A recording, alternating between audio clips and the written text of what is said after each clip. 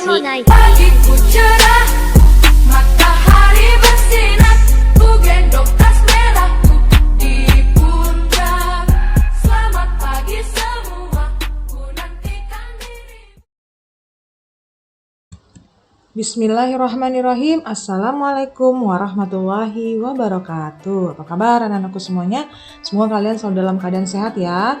Kembali lagi dengan Misari, PJJ Fikih Ibadah. Kali ini kita akan masuk ke bab kedua untuk kelas 5. Ya, materinya tentang infak, video pembelajaran yang pertama. Sebelum kita memulai pembelajaran hari ini, mari sama-sama kita membaca doa sebelum belajar. Bismillahirrahmanirrahim. Rabbi zidni ilman warzuqni fahman. Amin ya rabbal alamin. Semoga Allah Subhanahu wa taala memberikan pemahaman pada kita semua untuk pembelajaran hari ini. Baik, anak-anakku semuanya. Kali ini materi pembelajarannya akan kita bahas hanya dua saja, yaitu pengertian infak dan anjuran untuk berinfak. Kita masuk ke pengertian infak. Infak berasal dari kata anfaqo yang artinya mengeluarkan sesuatu untuk kepentingan sesuatu. Ya, ini menurut bahasa. Lalu menurut istilah, infak berarti mengeluarkan sebagian dari harta atau pendapatan atau penghasilan untuk suatu kepentingan yang diperintahkan ajaran Islam. Nah, hukum infak adalah sunnah, yang mana infak adalah membelanjakan harta untuk kepentingan agama Islam. Dan perintahnya banyak terdapat dalam Al-Quran dan hadis yang tujuannya sebagai bekal menempuh kehidupan akhirat kelak. Jadi hukum infak itu adalah sunnah, ya, perintahnya banyak dalam Al-Quran dan hadis, tujuannya adalah untuk kepentingan Islam, ya, dan bekal untuk menempuh kehidupan akhirat kelak. Baik, selanjutnya dalil tentang perintah berinfak, ya, banyak dalilnya, tapi kita ambil dua saja.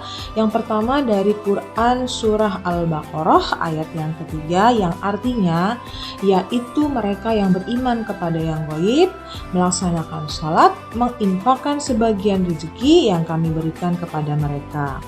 Yang kedua adalah Quran surah Al-Imran ayat 133 sampai dengan 134. Yang artinya, dan bersegeralah kamu mencari ampunan dari Tuhanmu dan mendapatkan surga yang luasnya seluas langit dan bumi, yang disediakan bagi orang-orang yang bertakwa, yaitu yang berinfak baik di waktu luang maupun sempit, dan orang-orang yang menahan amarahnya dan memaafkan kesalahan orang lain, dan Allah mencintai orang-orang yang berbuat kebaikan.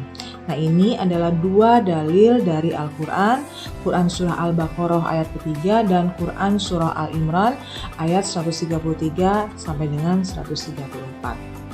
Baik, kita lanjut. Nah, berikutnya adalah penjelasan tentang dalil tadi, ya, penjelasan tentang dalil berinfak.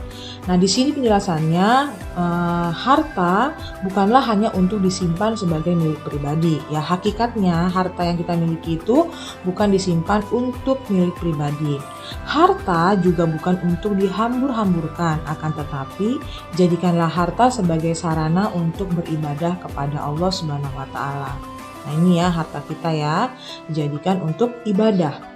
Lalu berinfak adalah ciri utama orang yang bertakwa, ya. Semakin tinggi ketakwaannya dan keimanan seseorang, maka semakin bersemangat dalam mengeluarkan harta di jalan Allah, baik dalam keadaan lapang maupun sempit, ya. Jadi lapang itu maksud dalam keadaan kita punya uang ataupun keadaan kita kekurangan.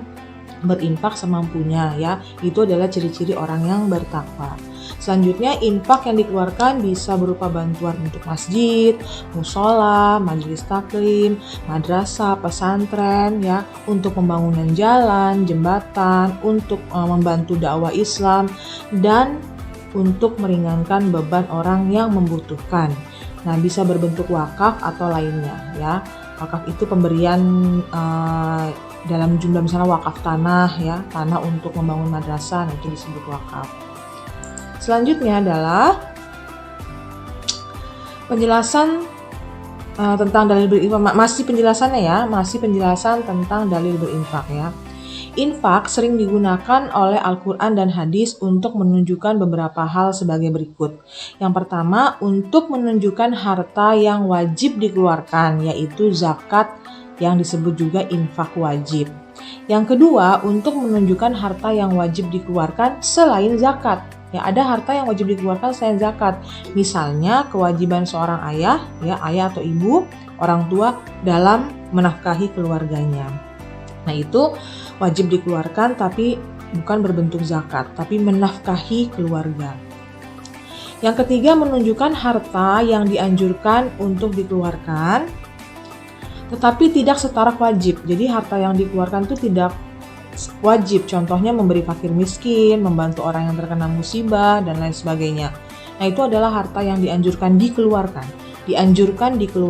tetapi tidak wajib, ya bentuknya sunnah. Nah, tadi infak itu ya. Terus, infak yang dikeluarkan bukan hanya sebatas harta, ya. Jadi tidak berpatokan hanya uang atau barang atau benda. Infak juga bisa berupa tenaga yang bisa dikeluarkan untuk membantu sesama, dan juga infak pikiran, ide, saran. Nah, itu juga infak ya, masukan yang semuanya digunakan untuk kebaikan dan kemajuan Islam, untuk kebaikan sesama, untuk membantu sesama.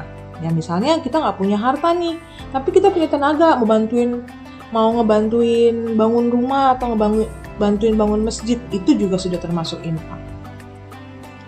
Selanjutnya, pembagian infak. Pembagian infak ada 3 ya. Yang pertama, sedekah. Sedekah merupakan bagian dari infak ya, yang dikeluarkan bagi orang yang membutuhkan, baik berupa harta atau non harta. Ya, tadi ya tenaga atau pikiran. Nah, bentuknya sedekah. Hibah. Ada lagi ya, yang kedua adalah hibah. Hibah menurut bahasa artinya pemberian.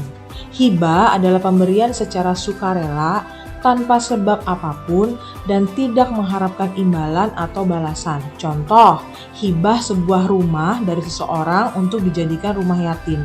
Jadi dia nggak ada alasan apapun, pokoknya ingin memberikan saja rumahnya untuk dijadikan rumah yatim. Nah, alasannya dia hanya untuk mendapatkan keridhaan Allah. Nah, itu namanya hibah, pemberian. Nah, manfaat hibah itu adalah mempererat tali silaturahmi, terbiasa memberikan sesuatu untuk membuat orang bahagia, dan ketiga, meningkatkan kualitas iman kepada Allah Subhanahu wa taala ya.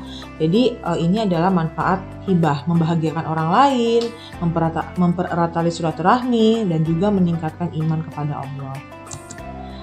Selanjutnya, yang ketiga, pembagian infak yang ketiga adalah hadiah. Hadiah adalah pemberian kepada orang lain dengan tujuan memberikan penghormatan atau penghargaan atas apa yang telah dia raih. Contoh, pemberian beasiswa bagi murid berprestasi, pemberian medali emas kepada atlet berprestasi. Nah, itu namanya hadiah. Ya.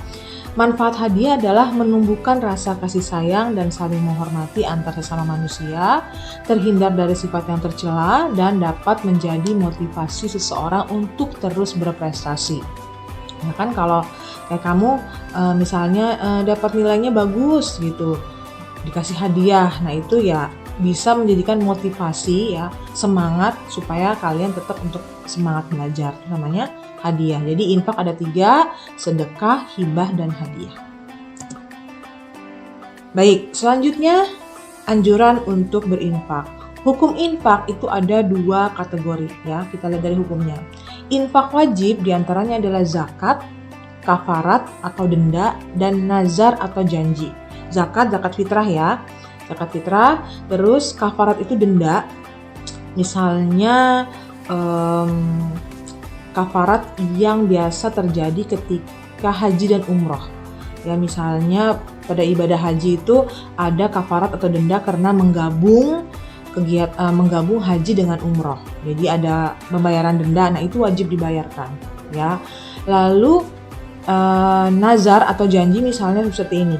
Kalau saya nanti dapat nilai yang bagus di semua mata pelajaran, saya nazar mau memberikan makan anak yatim, memberikan makan fakir miskin. Nah, itu wajib ya. wajib dikeluarkan itu namanya infak wajib ya. Lalu infak yang sunnah diantaranya ya banyak, infak fakir miskin, infak untuk kemanusiaan, infak bencana alam dan lain sebagainya ya. Itu yang sunnah. Oke, itu hukum infak. Nah, selanjutnya adalah hadis perintah berinfak. Kalau tadi Quran surah ya, dari surah dari Al-Quran. Sekarang hadisnya, yang kita ambil dua-duanya dari hadis riwayat Bukhari dan Muslim. Nah, yang pertama adalah berbunyi atau artinya, ada malaikat yang selalu berdoa setiap pagi dan sore. Ya Allah, orang berinfak gantinya, berilah orang berinfak gantinya. Dan berkata yang lain, ya Allah, berilah orang yang menahan infak kehancuran. Ini Rasul berkata ya, ini hadis Rasul ya. Jadi Rasulullah berkata bahwa ada malaikat yang selalu berdoa setiap pagi dan sore. Doanya berilah orang yang berinfak itu ganti. Ya pasti diganti sama Allah. Dan berilah orang yang menahan infak itu kehancuran. Yang pelit-pelit, hati-hati, nanti akan didoakan sama malaikat untuk mendapatkan kehancuran. Ya, jadi harus sering-sering berinfak. Lalu yang kedua adalah dari Abu Hurairah radhiyallahu anhu bahwasanya Rasulullah berfirman, berinfaklah wahai anak Adam, jika kamu berbuat demikian maka aku akan berinfak pada kalian. Nah, jadi Rasulullah juga akan berinfak pada umatnya ya, kalau kita juga rajin berinfak. Baik anak-anakku sekalian, kita sudah sampai di penghujung video pembelajaran kita yang pertama tentang infak. Insya Allah akan ada video pembelajaran yang kedua, masih juga tentang infak lanjutannya. Terima kasih yang sudah tertib PJJ, terima kasih yang sudah menyimak video ini, yang sudah baca bukunya, yang masih semangat belajar. Miss Hari doakan semua kalian selalu menjadi anak yang soleh, soleha dan pintar, menjadi kebanggaan orang tua ya. Kita ketemu lagi di lain kesempatan, ditutup dengan hamdalah alhamdulillahirrahmanirrahim. Billahi taufiq wal hidayah. Wassalamualaikum warahmatullahi wabarakatuh. Thank you for watching. See you.